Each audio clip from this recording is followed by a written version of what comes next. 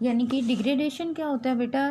निम्नीकरण, यानी कि किसी भी उसका जब ह्रास होता है, यानी कि डिग्रेड हो जाती है, निम्नीकरण हो जाता है।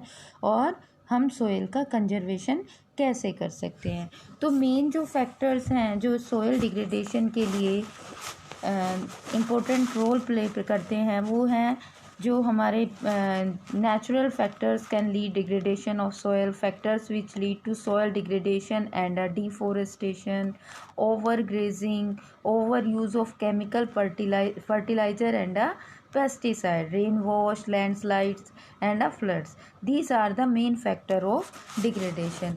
जो हमारी सोइल है उसमें कुछ तो हमारे नेचुरल फैक्टर्स हैं जिसके कारण मिट्टी का निम्नीकरण होता है, और कुछ है डिफोरेस्टेशन है, ओवर ग्रेजिंग है, यानी कि उनका एक्सेस यूज़ करने के कारण हम वनों को काट रहे हैं, या वहाँ पर बहुत ज़्यादा पशु। ओवर ग्रेजिंग क्या है कि एक ही एरिया में बहुत ज़्यादा पशु अब बार बार उसी एरिया में चरते हैं, घूमते हैं, तो उनकी खुरों से जो मिट्टी है वो क्या हो जाती है? कट जाती है, और वो हवा या पानी के साथ बह जाती है। तो इससे क्या होता है? सोयल डिग्रेडेशन होता है, यानी कि सोयल इरोजन हो जाता है, मिट्टी उपजाऊ मिट्टी वहाँ से बहकर चली जाती है।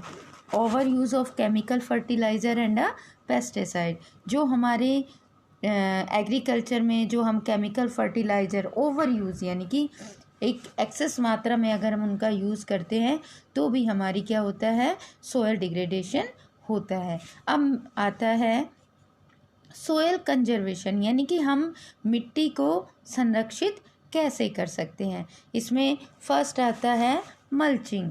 मल्चिंग क्या है बेटा? The bare ground between plants is covered with a layer of a organic matter like a straw, यानी कि जो बंजर भूमि है उस पर एक लेयर बिछा दी जाए या उस पर छिड़काव कर दिया जाए किसी ऑर्गेनिक मैटर का, जैसे कि स्ट्रॉ है। वो क्या करता है? वो उसको मिट्टी को जो सोइल है उसमें मॉइस्चर को रिटेन करने में हेल्प करता है, यानी कि मिट्टी में नमी की मात्रा को बनाए रखता है।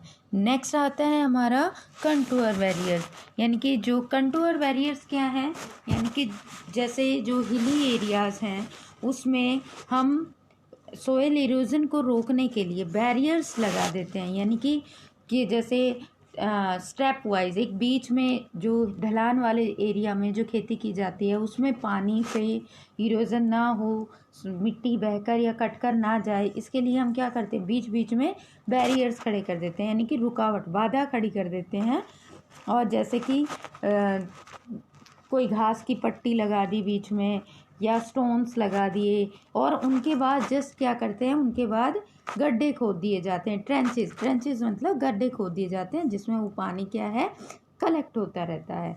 नेक्स्ट आता है हमारा रॉक डैम, यानी कि बड़ी बड़ी चट्टानों को साथ में खड़ा करके या मशीनों से उनको एक जगह पर खड़ा करके पानी के फ्लो को थोड़ा सा कम किया जा सकता है हिली एरिया में, ताकि जो पानी की स्पीड है वो थोड़ी कम हो जाए, और जो पानी के साथ जो मिट्टी बहकर चली जाती हैं और वो गलियां सी बन जाती हैं, नालिकाएं सी बन जाती हैं, वो ना बने, और जो सोयल लॉस है वो कम हो।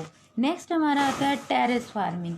टेरेस फार्मिंग मतलब सीढ़ीदार कृषि। जो हिली एरियाज़ हैं उनमें कैसे कृषि की जाती है बेटा? स्टेप, जैसे हमारी सीढ़ियाँ होती हैं, जैसे हम सीढ़ियाँ ऊपर चढ़ते हैं स्टेप बाय स्टेप, ऐसे ही वहाँ पर इस तरह से स्टेप वाली कृषि यानी कि टेरेस फार्मिंग की जाती है।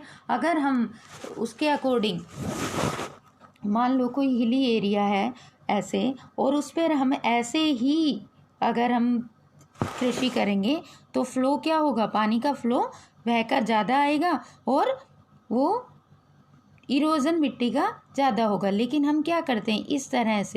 इस तरह से स्टेप वाइज ऐसे ऐसे खेत, मतलब वो उसमें सीढ़ियाँ जैसे खेत बनाते हैं या क्यारियाँ बनाते हैं, जिससे ये जो बहाव है, ये पानी का फ्लो इस तरह से कम हो जाता है।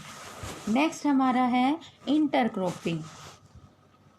इंटरक्रॉपिंग यानी कि जो डिफरेंट क्रॉप्स हैं उन्हें अल्टरनेट रो में बो दिया जाता है, ताकि जिससे वो जो सोयल इरोजन है वो उसको कम भी करती हैं और ऊपर से उसको फर्टाइल भी बनाए रखती हैं। अगर हम बार बार एक ही जगह पर एक ही तरह की फसल उगाते हैं तो वहाँ पर वो फसल फिर ज़्यादा नहीं होती है, क्योंकि वो मिट्टी में जो उसके जो पोषक तत्व हैं उनकी कमी वो कम हो आ जाती है। नेक्स्ट हमारा आता है कंटूर प्लोइंग, यानी कि जो उच्चावच है उसके साथ में उसी के पैरेलल जो हल चलाकर, प्लोइंग क्या होता है? हल चलाना। स्लोप के पैरेलल ही हल चलाकर और उसमें नेचुरल बैरियर्स बनाकर वाटर के फ्लो को हम कम करके भी खेती कर सकते हैं, जिससे सोयल इरोजन कम होता है या जो उसका मिट्टी का डिग्रेडेशन है वो कम होता है। नेक्स्ट हमारा आता है बेटा शेल्टर बेल्ट्स, यानी कि जो कोस्टल या ड्राई रीजन्स हैं वहाँ पर हम इसे हम क्या कह सकते हैं? रक्षक मेखला भी कह सकते हैं, यानी कि जो रो में जैसे पेड़ों की एक कतार लगा दी जाती है, तो जो मिट्टी हवा के साथ, बहुत तेज़ हवाएं जैसे जो ड्राई रीजन्स हैं उसमें हवा के साथ मिट्टी उड़कर चली जाती है, तो उससे और जो पेड़ों की कतारें लगा दी जाती हैं उससे वो क्या होती है कि वो उसमें अवरोध खड़े करते हैं, यानी कि बैरियर्स खड़े करते हैं और उससे डिग्रेडेशन कम होता है। अब हमारा आता है, ये मेन फैक्टर्स थे जिनसे हम सोयल कंजर्वेशन कर सकते हैं, यानी कि ये स्टेप अगर हम लें तो हम सोयल कंजर्व कर सकते हैं। नेक्स्ट हमारा जो आता है वो है एक बहुत ही इम्पोर्टेंट नेचुरल रिसोर्स है वाटर, जिसके बिना हमारा अर्थ पर जीवन संभव नहीं है। वाटर एक रिन्यूएबल नेचुरल रिसोर्स है बेटा। पृथ्वी पर हमारी अर्थ सरफेस पर 3/4 of the covered with water, यानी कि हमारा जो अर्थ सरफेस है वो 3/4 किससे कवर्ड है? यानी कि पानी से कवर्ड है। इसलिए हमारी अर्थ को क्या कहा जाता है? कई बार वाटर प्लेनेट भी कहा जाता है। लेकिन इसका मोस्टली पार्ट किस में है? हमारे ओशियन में है। Even today the ocean cover 2/3 of the earth surface. हमारे जो ओशियन है वो अर्थ सरफेस का टोटल 2/3 कवर करते हैं, और जो हमारा ह्यूमन कंजप्शन के लिए है वो टोटल वाटर में से हमारे पास ओनली अबाउट कितना अमाउंट है? सिर्फ 2.7% है। ठीक है, 70% में से हमारे जो 2.7% है, यानी कि बाकी सारा तो हमारा कहाँ है?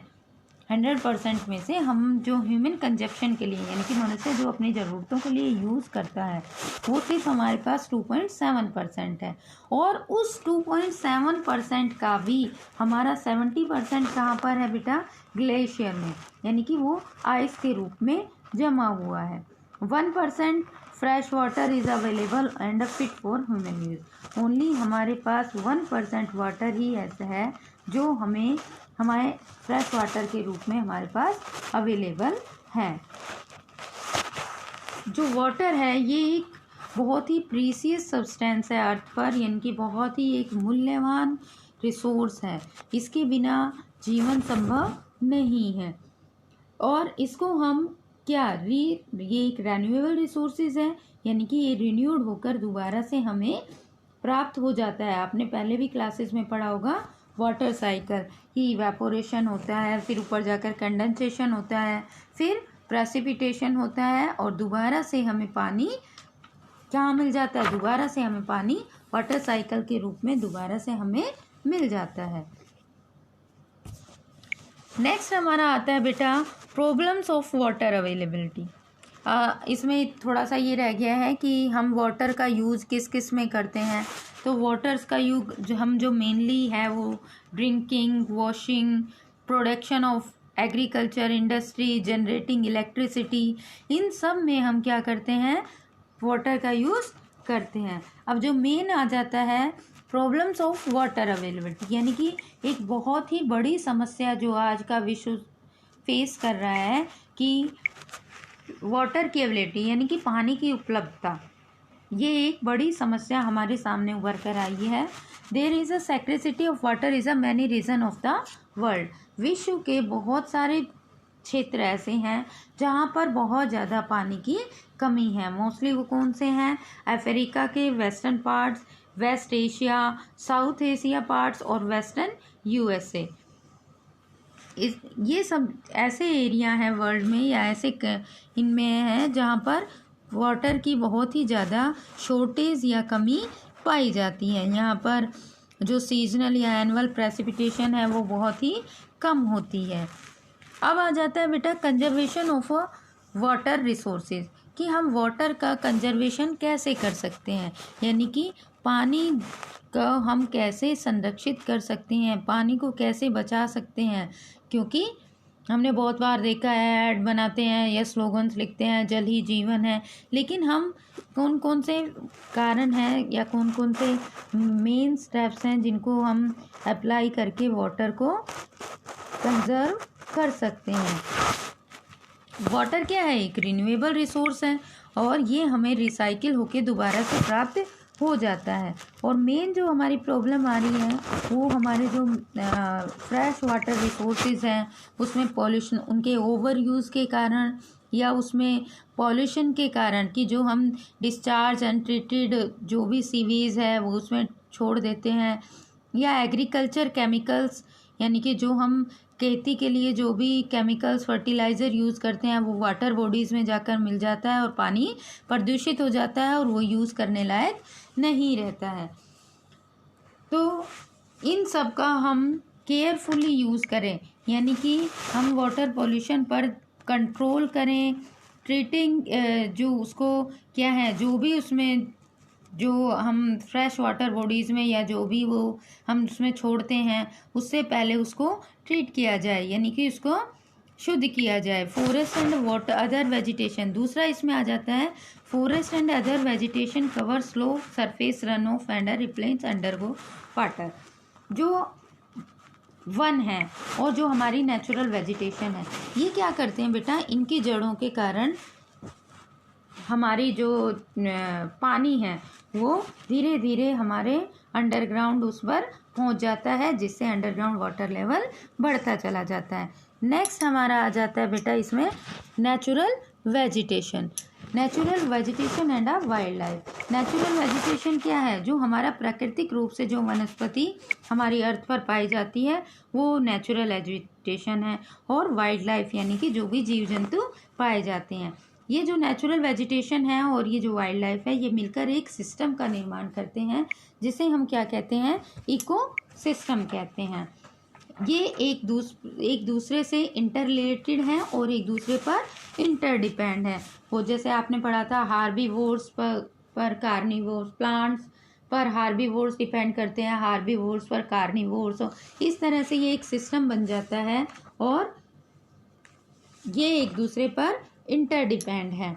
नेक्स्ट इसमें आ जाता है हमारा डिस्ट्रीब्यूशन ऑफ नेचुरल वेजिटेशन, कि हमारी जो नेचुरल वेजिटेशन है ये पहले तो हम ये देखेंगे कि ये किस एरिया में बहुत ज़्यादा, जहाँ पर बहुत ज़्यादा बारिश होती है वहाँ पर एवरग्रीन फॉरेस्ट पाए जाते हैं, और जहाँ पर थोड़ी कम बारिश होती है वहाँ पर डेसिडियस फॉरेस्ट पाए जाते हैं, यानी कि पर्णपाती वन पाए जाते हैं। और जहाँ पर ये वन पाए जाते हैं वहाँ का जो वाइल्ड लाइफ वो है, यानी कि जो जंगली जीव जंतु हैं ये भी वहाँ पर बहुत ज़्यादा पाए जाते हैं।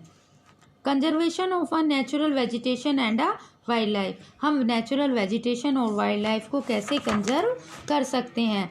तो मेनली हम वनों को, जो हमारी सरकार ने मेन रूल्स निकाले हैं या उनको